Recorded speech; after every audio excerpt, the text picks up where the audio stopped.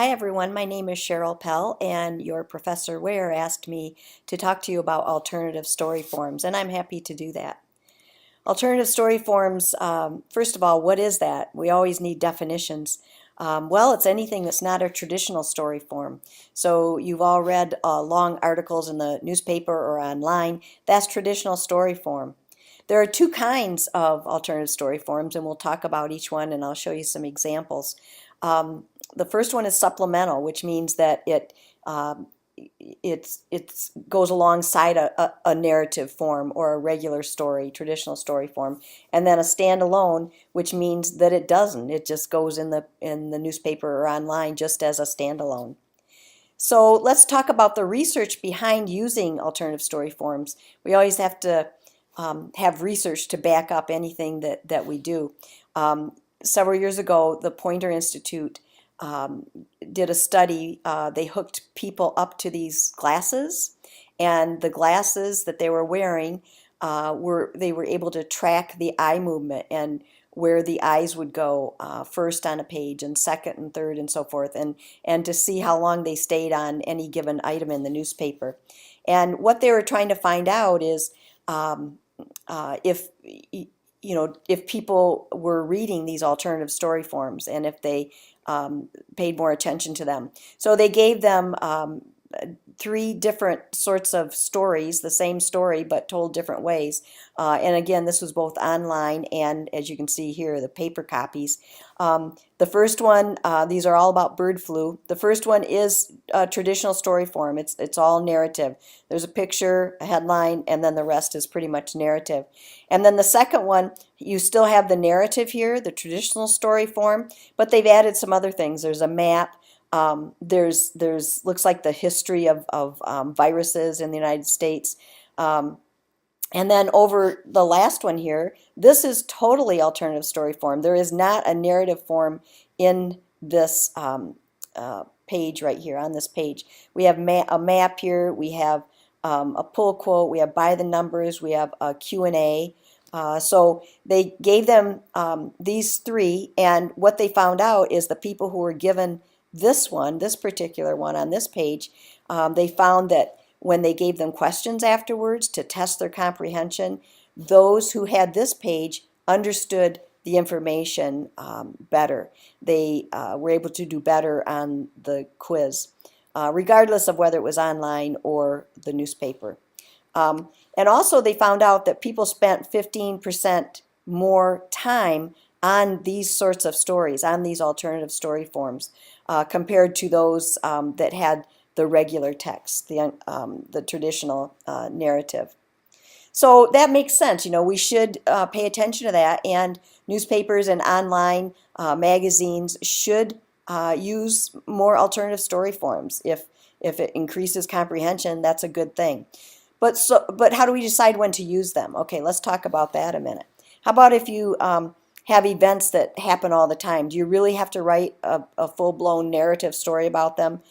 Probably not. It could be a bulleted list. Or how about teachable moments? We're often faced with complicated issues in our country. For instance, the Affordable Care Act. That's something that needed to be explained to people, and a good way to do that might have been an alternative story form instead of narrative form. Updates, assessments, polls, those are better told using alternative story forms instead of listing them in paragraph form. What are some advantages of alternative story forms? Well, they provide quick facts, and we all like quick facts. We're in a hurry, so give me the news fast. I need it quickly. Bite-sized information. People are able to retain bite-sized information better than if they have to get their information from a narrative form. They can offer variety on a website or in a newspaper or magazine, and sometimes the element of surprise. I mean, they're kind of fun. They can be fun. Of course, it's extremely important that we maintain those core principles that, as journalists, we strive for: accuracy. We want the story to have depth. We want it to inform, and all those things can definitely happen with alternative story forms. I mean, we absolutely have to do our research, and we have to make sure everything's accurate. I mean, you apply all the same journalism fundamentals to alternative story forms that you do to regular text. So when shouldn't you use an alternative story form? Well, probably not if you have a wonderful story to tell, a beginning, a middle, and an end, with maybe various figures in the story. That those stories are still best told in narrative form. But notice this one, there's a little bit of an alternative story off to the side. You might remember this story about Duke athletes who were in trouble was it North Carolina? Um, so this is kind of cool. It lists all the key players in case you've forgotten people who were named in that story, who were part of that story, and then also key witnesses. So that would kind of bring you up to date. But if you have a good story to tell it. People will read it if it's well written. But oftentimes you can even add an alternative story form to a well-written story. So supplemental ASF, that's what it is. It goes along with the regular story, the traditional story. You could tell developments and highlights of the story so far. You can give timelines. That would be a nice supplement to a story about something that's been going on for a while, like, for instance, the Malaysia, the missing plane. We have a timeline is essential in a story like that. If you're, writing a story that has maybe several people in it, you could give short little bios about each person. Talk about, something relevant to the story that people would want to know, but do it in, chunks, short, bite size, as we talked about. Data, if you have a lot of data, you have a lot of figures and facts, that can be told in alternative story form instead of in lengthy paragraphs. The story so far, conflict. Maybe you have different political parties who have different beliefs about an issue. You could, tell what the Republicans think and what the Democrats think, and maybe a Green Party, maybe a third party, or the Tea Party. So explain the history of something.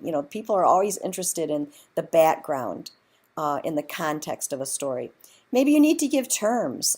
There's so many things that, like, for instance, if you're writing about technology, you have to explain the terminology so people understand what it is they're reading about. So a little supplemental alternative story form with terms would be very helpful to the readers. And calls to action, what should the reader do? Give them something they should do. Tell them what they should do or what they could do if they feel moved to do something. Help them figure that out instead of making them, look for the phone number to the organization. Put the phone number there so they can call, or the dates and times of an event or something. Maps, we love maps. We will always want to know where we are in relationship to any given story. So maps are a very popular part of online and print publications. So let's look at an example or some examples of supplementals. Here's one that's showing the developments and highlights of a story. Some of you might remember or know or have been to Belle Isle, and recently it was in the news what they're going to do with Belle Isle, and so here are the plans for that the Michigan Department of Natural Resources had for Belle Isle. So this highlights it, and this is much easier to read these bulleted points here than to try to read it in narrative form. Here's another story about what state, I'm not sure, I think it's in the Carolinas.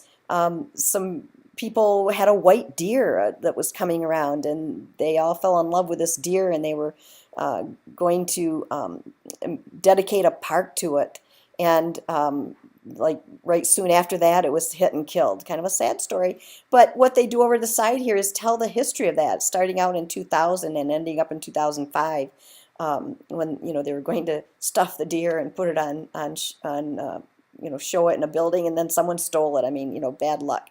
But then look here's a call to action at the bottom. What should the town of Garner do with the vandalized remains of white deer? To tell us what you think, go to this report at newsobserver.com. So I mean, that's good stuff to Tell people what they can do. Tell them they can get involved if they want to. Here's another one. Some of you might remember this, kind of an old story now, but Romney's 47% remark. So here we have some narrative right here, a narrative form, and then there's a jump there. But then look at this part in yellow, and it's telling us the story so far. So maybe you missed that 47% remark, and this tells you the remark right here, what he said. And then also it tells you jump inside to these pages to read more. Now here's a map, and it's talking about a bike pathway that's been built, and we love maps. This shows us where this bike trail is, and what parts of the county it goes through, and so forth. I mean, that's a great helpful thing to do for readers, to give a map. And there it is, a little larger. Stories that are data driven. Here's one that's probably near and dear to your heart, making college affordable. And look at this, isn't this great? Graduating under a mountain of debt, total amount of student loan debt nationwide. Every little dollar sign you see there is worth 10 billion. So in 2000 it was 200 billion, and currently it's 1.2 trillion. I mean, that's pretty incredible, and I think we should all be screaming about that. And then average public loan amount for Wisconsin four-year graduates, 22,000, and so forth. So that's much more easy to understand and discern when it's in an alternative story form than if it were just written in a traditional narrative form.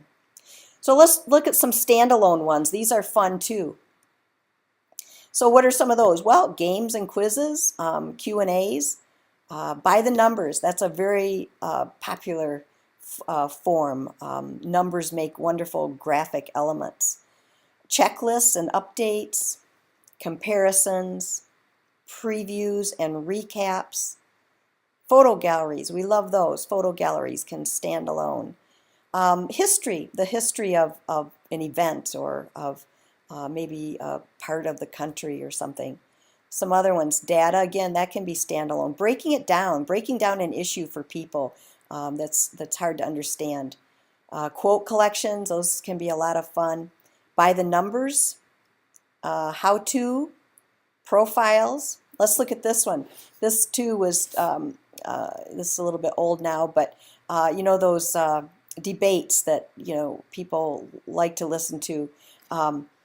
This is a recap of it, and thank goodness, because who would want to read, the whole debate word for word, or even read someone's interpretation of it?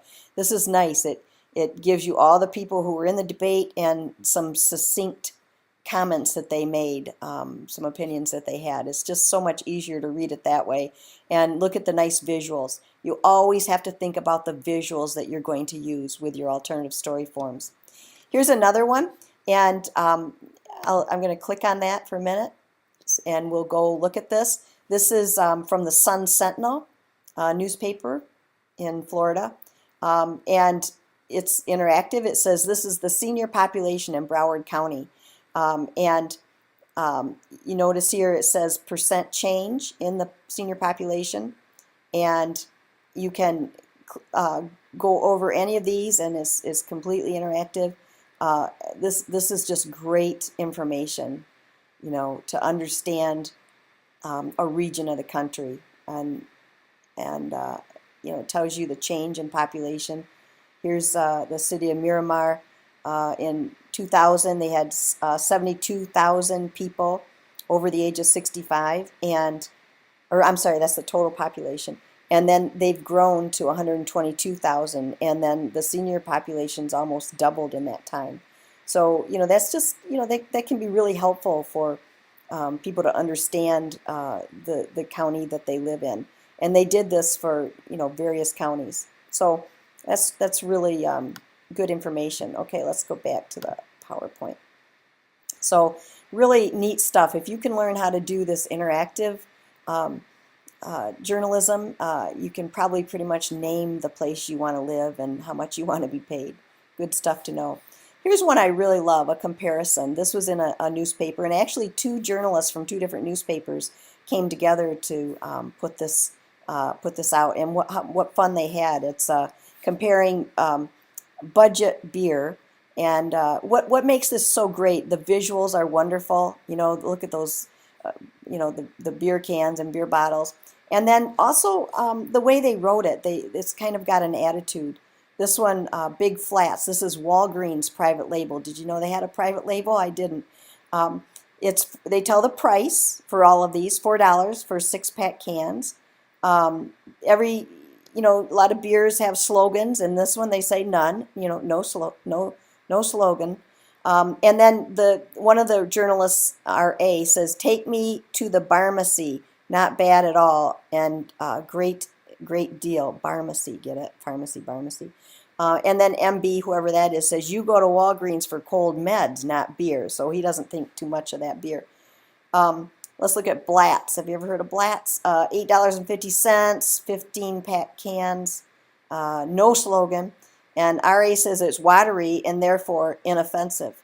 And MB says in Latin, Blatz means not too bad. So, I mean, they have a little attitude. So you can have fun with these alternative story forms.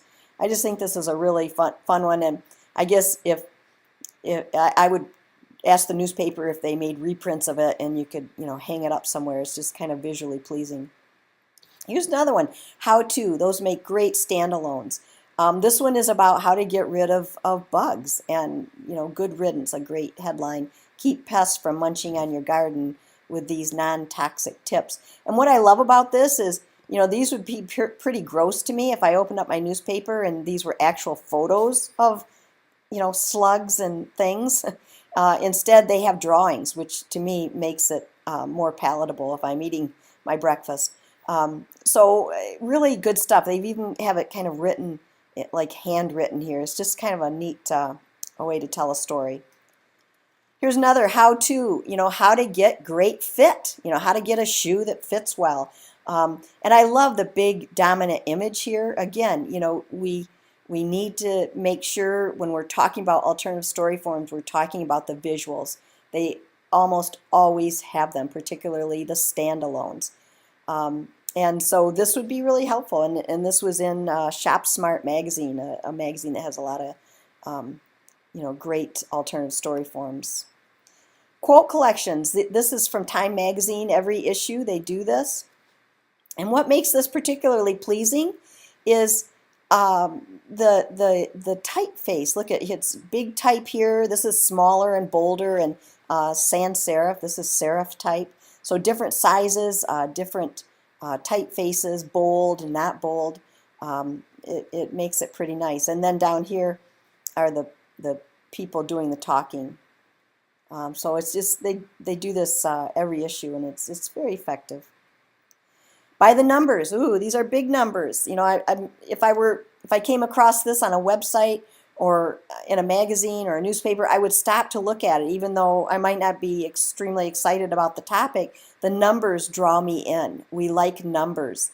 We don't like math necessarily or arithmetic or algebra, but we like numbers, and we like them to be visually pleasing, as this page is. And here's by the numbers, again, talking about student debt. I love this. I think this was Time magazine as well. What they're doing here is they're putting a face to those numbers, which is really pleasing, I think, to be able to see the people who owe the money. And that, those could, be us, right? I mean, you as students. I just think this is great. IOU, student debt's on track to top 1 trillion this year. What happens when diplomas stop opening doors? I mean, it's a great story, and they put numbers, which we find interesting, but they put faces to those numbers. So again, those visuals are very compelling. Here's one. I don't understand it because I don't understand sports, but my students who are, like sports have told me this is a pretty cool way to do this. Talking about, excuse me, Green Bay Packers and how they switched up their line and what, why they did it, I guess, and what, why it made sense and who went where. And it's just kind of a creative visual. I mean, it'd be awfully boring to have to read that in a traditional story form.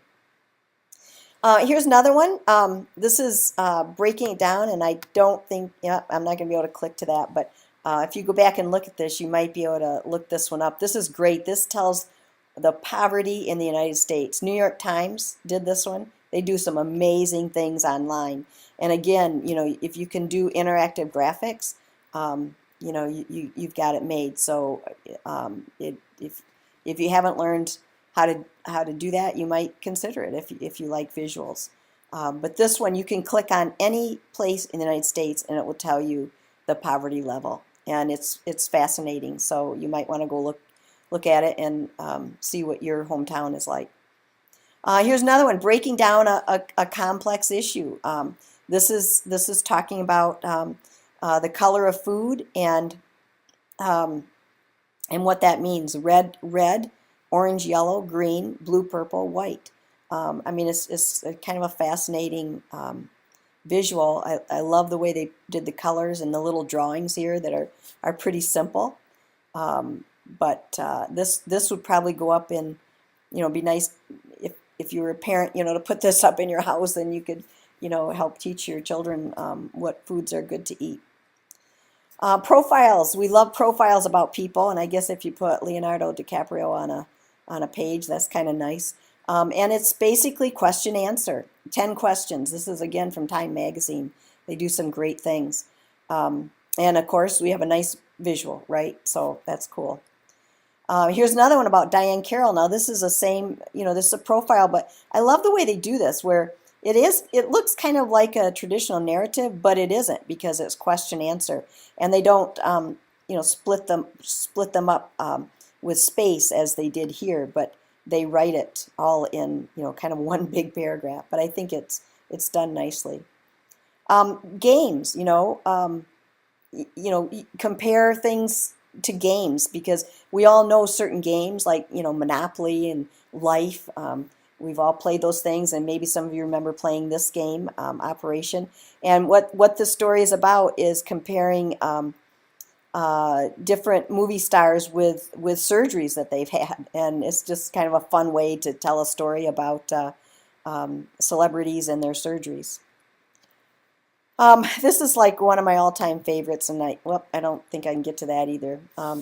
But please look this up. It's the history of the Strip in Las Vegas, and if you look here, it says 1930, 40, 50, and when you click on those, click on a date, you'll see a few buildings, and then when you get way up to the end, you'll see many buildings, and then you can go click on each building, and it will tell you when it was built, and all kinds of information about it.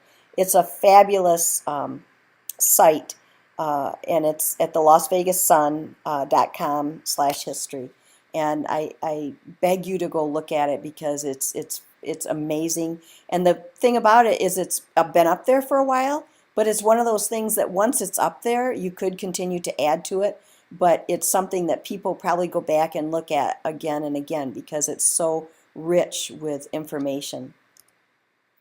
So some conclusions here is that not all stories should be told in alternative story forms. They shouldn't, but many can, and it's good to use them with your traditional stories as well. Have both kinds.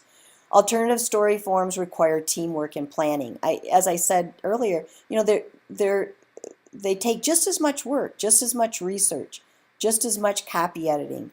You have to have photo editors and designers to help you come up with ideas for your alternative story forms. Sometimes if you've been trained to be a traditional kind of print journalist or a writer, sometimes this is a new way of thinking for you. We should be training journalists to be visual journalists, not just reporters. You have to think visually. So it can be a little hard for someone who's not thought this way before. But once you do a couple, I think you're on your way. Alternative story forms serve the reader. That's the most important thing. One student said that if newspapers did more of these, I'd read them more often, because they're fun. And I hope you'll take some time to to look for those alternative story forms in magazines and newspapers and online. New York Times does some fantastic interactive alternative story forms.